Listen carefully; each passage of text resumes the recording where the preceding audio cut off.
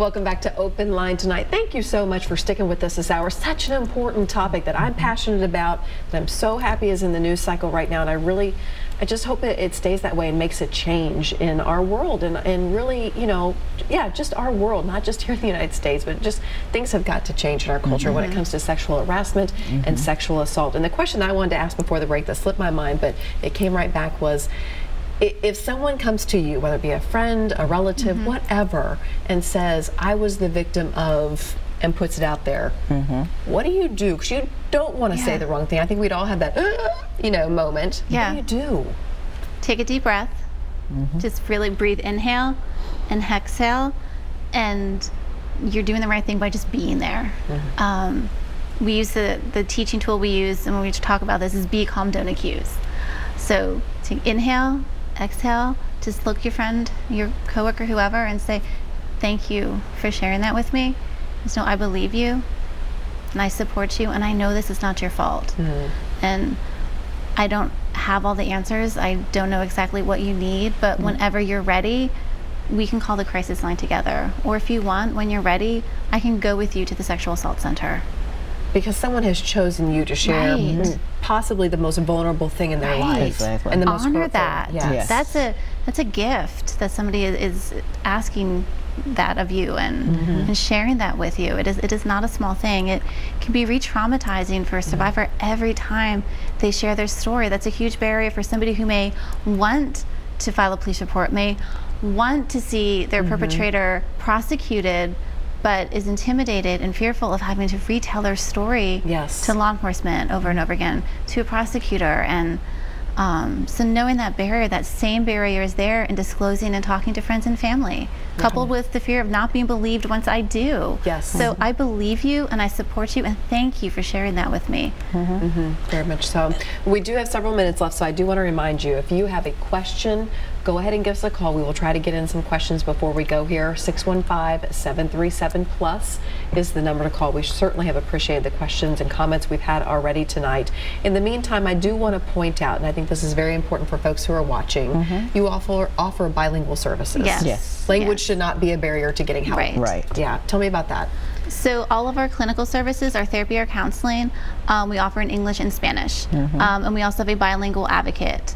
In fact, you know, we have a very close relationship with the Hispanic Family Foundation and other community partners in the area. And if somebody speaks a language that is not Spanish and we don't have a staff person on staff who speaks that language, it is still not going to be a barrier. We're going to do everything we can to support and communicate and provide services and healing options. Very reassuring to know. And also, we mentioned your Nashville location and Clarksville location, but that also should not be a barrier to people. No, there are statewide providers in every county just about, and so. And you all are very familiar with them. So we will make the connection. If you're calling in on the support line, at a crisis support line, they will connect you with the service provider that's closest to you. And it won't be like, let me pass off your call. You're going to make that connection. Someone will not be discounted. Wanted to make sure everyone knew that. What are some important things that we have not touched on that you all see every day, day in and day out, that you all really want people to know about what you all do, or this epidemic of sexual assault and harassment? So one thing that I want to make sure we talk about is our Safe Bar project. It's a bystander intervention project for bar staff and bartenders. It's an online module, and so what we're hoping is that people will, the bars and places where people are using alcohol will be aware of what they can do as a bystander. We often think that things are going on that people see or are aware of, but not sure what they can do or how they can intervene in a safe way. And so the training will teach them how to do that. It actually will give them tips on things that they can actually do. And then once a bar has gotten most of their staff trained, we'll give them a window cling that says they're a safe bar, and we'll also give them some drug detection coasters. So if you're at a bar or a party and you leave your drink for a minute and you're not sure, you can take it to a bartender who is at a safe bar, and they can test it on the coaster. If it's been drugged, it'll turn bright blue. Wow, that's very cool. So we're not only giving the education, but we're also providing some tools, some real tools that they can actually use. Without going through the entire course, but what are things that people can watch out for at bars that are red flags? I think the biggest red flag that people need to tune into is their own gut. If you're watching something and something just does not feel right, there's a reason why you're feeling that way. And so there are ways that you can check in without being intrusive. Hey, you okay? How long have you guys been dating? Oh, we just started dating tonight. Flag, right? And if you see him or her constantly giving them drink after drink after drink, you've checked in, so you already know. You can say, bartender, I saw something down there that just didn't feel right. Can you keep an eye on the situation? So it's not necessarily you having to go in and be a Superman or a hero, right? Or putting yourself in any danger, but we're just being vigilant. Yes. Yeah. And it can go either way with males and females. I want to stress that because it does. It just goes both ways, doesn't it? Well, I have heard of situations lately where men have been drugged and robbed. So bystander intervention may not necessarily always be about rape in these situations, but it is just being a caring community, and a community that is compassionate and pays attention.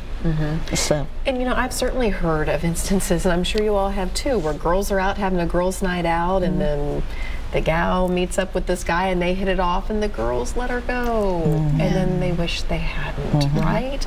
I mean, the girls have to be, I mean, and it can go with the boys too. I don't want to just segment, but I've certainly heard the stories on the girls' end, and girls need to be empowered to say, no, come on, you got to stand up for each other, right? Intervene. And if there's a role, I mean, you can say, hey, we go together, we stay together. Have your rules, your girl rules. Set your boundaries up front with what you do as a group. And so if you want to do something, hook up later, that's on you. But if we came together, we leave together. And that's not putting the responsibility on the girl to keep herself from getting raped. I think we also have to confront those people who are raping and say, hey, don't rape. It's not okay for you to drug or drink. It's not okay for you to take advantage. It's important for you to pay attention to the stop signs that she might be giving you. And the absence of a no does not mean yes. Because she didn't say no doesn't mean you have the right to move forward. You need to check in until you get a yes. If you don't get a yes, then you just don't have one. But it's okay to check in. Hey, you good with this? You all right? You still want to do this? And it doesn't mean if she said yes to one activity that she's saying yes to all activities. A kiss doesn't mean you get to go further. Anytime the activity changes, you need to check in. Yeah, that's a good cautionary tale. How much do you get out in the community, and what kind of groups are you in front of? Oh, I get out in the community pretty much. I see average about 3,500 a year. You're kidding me. Wow. And so a lot of college students, a lot of professionals, some high school, upper high school. Today I had to do a middle school, not my favorite, but 8th grade girls, I think they have horns sometimes. Yeah, sometimes. I think we all know that. We've all been there too, right? Absolutely. I definitely had horns in 8th grade. And so, so I'm out there, you know, we take, by requests, we come out and handle those, do those presentations, but there are some colleges where I'm kind of regular in their rotation and work with their leadership so that they're paying attention to these bystander intervention tips and know what they can do, and just kind of being more aware of consent and how that works, and the element of coercion that's in there as well. And so just being aware and knowing what to do can prevent some things. Now, the person has a malevolent intention, we may not be able to stop, but the one who's just stupid, we can fix him. Well, that's a great thing with the Sexual Assault Center, is that we have the capacity through individuals like Sharon and her department to get out in the community and be out there when we're invited to come and talk. And the other great offer that we have in our community and options is the ability for community members to come into us and learn skills and become a volunteer to be out in the community themselves. Our crisis line that we keep talking about, that you've been so fantastic about putting the number out for, is volunteer based. There's therapists who are always on call as well if needed, but it's a volunteer program. Our advocates, we have some staff advocates, they're fantastic, but we can't staff an entire calendar as much as needed at our Sexual Assault Center. So we have a volunteer training where you can learn crisis intervention and advocacy and become an on-call advocate. We have a training coming up this January.